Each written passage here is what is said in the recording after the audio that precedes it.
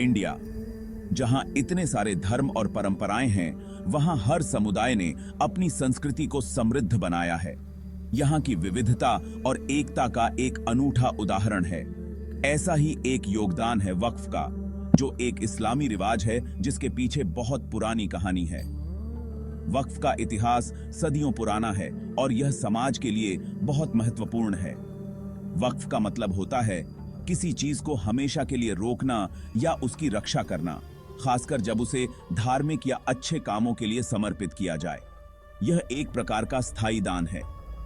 आज हम बात करेंगे वक्फ बोर्ड के बारे में, उसका क्या काम है और वक्फ कानून में क्या बदलाव होने वाले हैं ताकि यह और भी प्रभावी हो सके, और इन सब का हमारे समाज पर क्या असर होगा। वक्फ के माध्यम से समाज में कैसे सकारात्मक बदलाव आ सकते हैं, यह जानना बहुत जरूरी है। सोचिए, एक अमीर मुसलमान अपनी जमीन या दौलत का कुछ हिस्सा मस्जिद, स्कूल या अस्पताल बनाने के लिए देता है। यह एक महान और उदार भावना है जो समाज के विकास और भलाई के लिए समर्पित है। यह दान देने की भावना ही वक्फ है। वक्फ का मतलब है कि यह संपत्ति हमेशा के लिए समाज की सेवा में रहेगी। यह हमेशा के लिए दिया जाने वाला दान है जिससे आने वाली पीढ़ियों को भी फायदा हो सके। यह एक स्थायी योगदान है जो समय के साथ और भी महत्वपूर्ण हो जाता है। वक्फ कई तरह के होते हैं। यह विभिन्न प्रकार की सेवाओं और संस्थानों के लिए हो सकता है। वक्फ खैर लोगों के फायदे के लिए होता है, जैसे मस्जिद या स्कूल। यह समाज के हर वर्ग को लाभ पहुंचाने के लिए होता है। वक्फ अहली से परिवार या खास लोगों को फायदा होता है। यह व्यक्तिगत और पारिवारिक भलाई के लिए समर्पित होता है।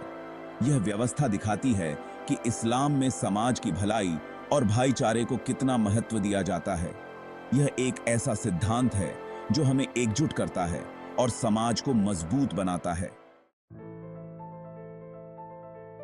वक्फ की संपत्ति को संभालना एक बड़ी जिम्मेदारी है और यहीं पर वक्फ बोर्ड का काम शुरू होता है। वक्फ कानून के तहत बनाया गया बोर्ड एक संरक्षक के रूप में काम करता है। यह सुनिश्चित करता है कि संपत्तियों का उपयोग उनके उद्देश्य के लिए ही हो। वे पैसों का हिसाब किताब देखते हैं, झगड़ों को सुलझाते हैं और इन कीमती संपत्तियों को किसी भी तरह के नुकसान से बचाते हैं। बोर्ड वक्फ की भावना को बनाए रखने और यह सुनिश्चित करने में महत्वपूर्ण भूमिका निभाता है कि इसका लाभ जरूरतमंदों तक पहुंचे। भाग 4, प्रस्तावित संशोधन। बदलाव की शुरुआत। हाल के वर्षों में वक्फ संपत्तियों के प्रबंधन में सुधार की मांग उठाई गई है। सरकार का तर्क है कि मौजूदा व्यवस्था अक्षमता, विवादों और यहां तक कि भ्रष्टाचार से ग्रस्त है। इन चिंताओं को दूर करने के लिए वक्फ अधिनियम में संशोधन प्रस्तावित किए गए हैं।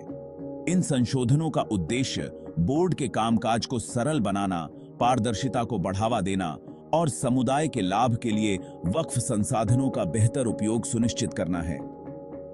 दाबेम असाखा।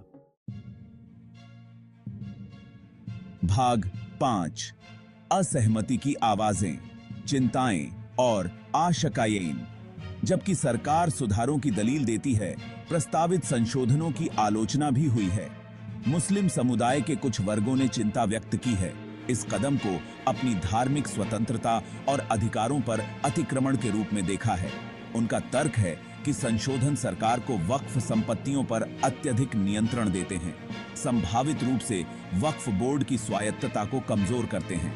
बहस धार्मिक संस्थानों के आसपास की संवेदनशीलता और संतुलित दृष्टिकोण की आवश्यकता पर प्रकाश डालती है। भाग 6, एक संतुलित दृष्टिकोण, बहस को समझना। वक्फ अधिनियम में प्रस्तावित संशोधन एक जटिल परिदृश्य प्रस्तुत करते हैं। एक ओर वक्फ संपत्तियों के पारदर्शी और कुशल प्रबंधन की आवश्यकता है। यह सुनिश्चित करना कि वे समुदाय को लाभान्वित करें जैसा कि उनका उद्देश्य है। दूसरी ओर मुस्लिम समुदाय की चिंताओं को दूर करना और उनकी धार्मिक स्वतंत्रता की रक्षा करना महत्वपूर्ण है। एक ऐसा मध्य मार्ग खोजना जो इन प्रतिस्पर्धी हितों को संतुलित करे, एक सामंजस्यपूर्ण समाज के लिए आवश्यक है। एक के ये है। भाग 7 निष्कर्ष, एक न्याय संगत और न्यायपूर्ण भविष्य की ओर। यह अध्याय हमें एक ऐसे समाज की ओर ले जाता है जहां हर व्यक्ति को समान अवसर और सम्मान मिलता है। वक्फ बोर्ड और प्रस्तावित संशोधनों को लेकर चल रही बहस एक विविध समाज में संवाद और समझ के महत्व को रेखांकित करती है। यह बहस हमें यह सिखाती है कि कैसे विभिन्न दृष्टिकोणों को समझना और स्वीकार करना आवश्यक है।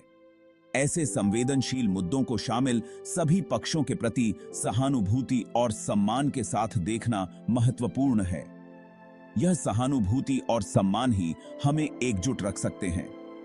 वास्तविक सुधार का उद्देश्य संस्थानों को मजबूत करना होना चाहिए, ताकि वे सभी समुदायों की सेवा कर सकें और उनकी जरूरतों को पूरा कर सकें। साथ ही उन समुदायों के अधिकारों और भावनाओं की रक्षा करना भी होना चाहिए जिनकी वे सेवा करते हैं। यह सुनिश्चित करना कि हर व्यक्ति की आवाज सुनी जाए अत्यंत महत्वपूर्ण है। खुले संचार और सहयोग के वातावरण को बढ़ावा देकर हम एक ऐसा समाज बना सकते हैं जहां हर कोई सुरक्षित और समर्थ महसूस करे। भारत एक ऐसे भविष्य की ओर प्रयास कर सकता है जहां सभी समुदाय विकास करें और राष्ट्र की प्रगति में योगदान दें। यह एक ऐसा भविष्य होगा जहां हर व्यक्ति की भागीदारी और योगदान का सम्मान किया जाएगा।